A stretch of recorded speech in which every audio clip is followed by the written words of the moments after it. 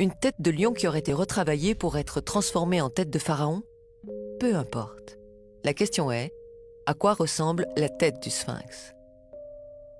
Avec un logiciel de reconstitution de visage 3D, voici le visage du sphinx reconstitué correctement pour la première fois.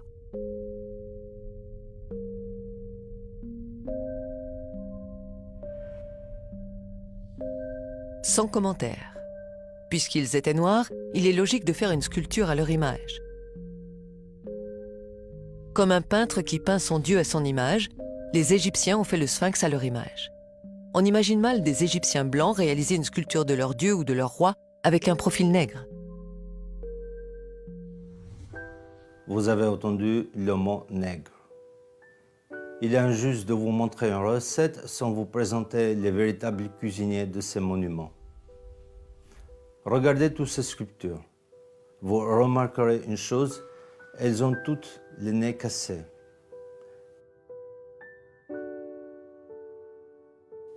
Si on observe les statues et les fresques, la ressemblance est frappante.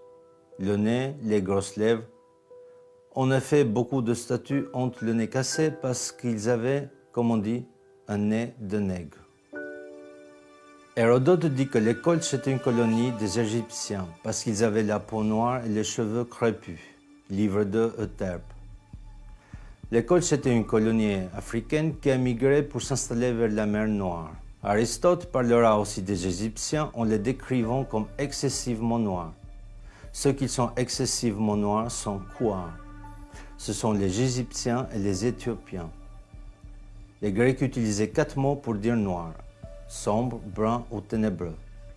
Kéleinos, Eremnos, Aiton et Mélas. Mélas est le noir physique le plus total. C'est la racine de ce mot qui forme le mot mélanine. Mélas, mélanine. La mélanine est le pigment qui colore la peau en noir pour le protéger du soleil. Aristote dira précisément agon mélanès pour désigner les Égyptiens et les Éthiopiens, ce qui veut dire excessivement noir en grec. Zézostrys III, dite Sénoucerte en égyptien, détient le record pour le nombre de sculptures à son effigie. Des dizaines. Presque toutes ces sculptures ont le nez cassé. Mais quelques-uns ont échappé à l'inquisition raciale. Le professeur sénégalais Diop a demandé au musée de Caire de faire 3 prélèvements d'1 mm² sur des momies de Ramsès II, de Séti Ier et de Toutmoses III, exposées au musée de Caire. Une fois les prélèvements analysés, ils révéleront le taux de la mélanine. Plus le taux de la mélanine est élevé, plus la peau est noire. Que je mets à la disposition des participants du colloque pour qu'on les observe au microscope. Et nous pouvons absolument voir le taux de mélanine sous la peau des anciens Égyptiens. Il en reste suffisamment malgré la destruction partielle de l'épiderme. Dans la région qui sépare le derme et l'épiderme, il y a des inclusions des bases des cellules des mélanocytes en quantité suffisante pour révéler un taux de mélanine absolument absent chez les races leucodermes. Et j'ai voulu dès l'an dernier appliquer cette étude aux momies royales de Ramsès II, de Séti Ier et de Toutmoses III. Depuis un an, j'écris au conservateur du musée du Caire, car il ne me faut pas plus d'1 mm², 1 mm² de peau, mais prise toujours dans la même région, et je n'ai pas eu ces échantillons, je le regrette. Par conséquent, c'est une étude très facile, accessible, qu'on peut faire. Voici les lames, ce sont des préparations, il suffit de les mettre sous l'objectif d'un microscope pour voir le taux de mélanine. Alors, sur la base donc de mes propres investigations, que sont celles-ci, et jusqu'à ce que d'autres investigations... Le musée n'a toujours pas répondu depuis 35 ans. Les Égyptiens s'appelaient les Kémites et l'Égypte s'appelait Kémet, le pays du noir. Non, ce n'est pas la couleur noire du limon, du Nil qui est évoquée, comme certains archéologues le prétendent, mais bien la couleur de la peau de la population qui vivait là. Quand on parle du pays des Blancs, on ne fait pas allusion à la couleur de la neige des Alpes. Finissons avec les rumeurs, si Howard Carter a falsifié le masque d'or de Toutankhamon et reproduit des faux reliques. Observez le masque de Toutankhamon et le visage de cette Africaine.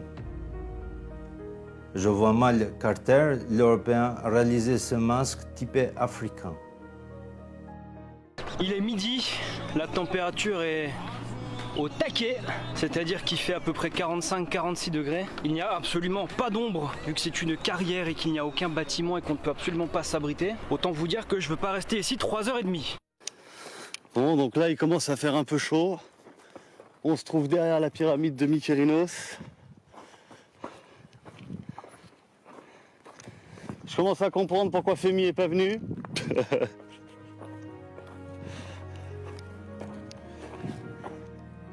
En Égypte, pendant les mois d'été, période pendant laquelle les pyramides étaient construites, les températures atteignaient 45 degrés et plus.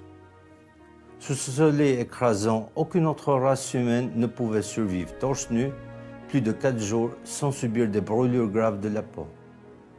La seule race capable de résister pendant des jours et des mois, sans problème et sans crème solaire, c'est la race nègre à la peau noire.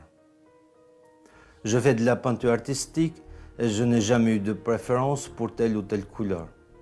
Un peintre aime toutes ces couleurs. Mais on dit qu'il faut rendre à César ce qui appartient